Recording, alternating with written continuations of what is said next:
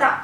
હાલે હવામાન વિભાગ દ્વારા કચ્છમાં હીટવેવની આગાહી કરી એક તરફ લોકોને કામ વગર ઘરથી બહાર નીકળવાની મનાઈ કરી છે, તેની વચ્ચે ગઈકાલે રાપર તાલુકાના બેલાના અફાટ રણમાં રોડનો સર્વે કરવા ગયેલા 3 પરપ્રાંતીય ગુમ થતાં દોડધામ મચી જવા પામી છે।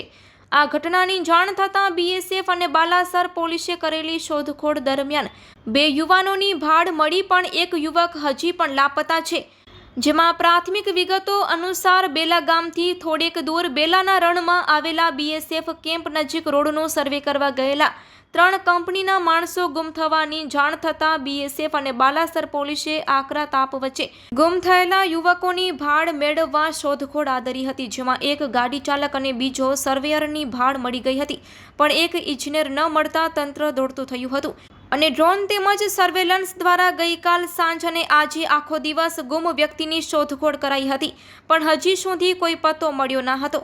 આ લાપતા ઇજનેરની શોધખોળ યુદ્ધના ધોરણે ચાલી રહી છે।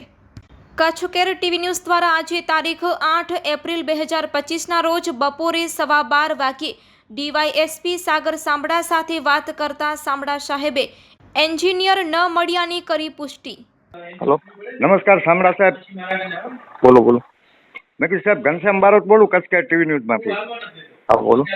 मैं कीधुं बेलामां जे एंजीनियर साहब गुम थयो ने बेलाना रણમાં એ બાબતે બાલાસર પીઆઈ મેં સાંભળ્યું કે બાલાસર પીઆઈ ને બીએસએફ શોધખોળ તો કરે છે, પણ હજુ સુધી કોઈ પત્તો મળ્યો કે નહીં, એટલે મેં કીધું સાહેબ જો તમે અહીંયા હાજર હો બચાવ તો બાઇટ લેવા માટે આવું છું સાહેબ।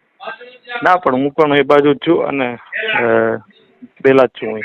જી સાહેબ, એટલે પત્તો મળ્યો કે નહીં સાહેબ એનો? ના ના તપાસ ચાલુ છે। તપાસ ચાલુ। થેન્ક યુ સાહેબ કચ્છ કેર ટીવી ન્યૂઝથી વાત કરવા બદલ। હા હા હા હાજી હાજી।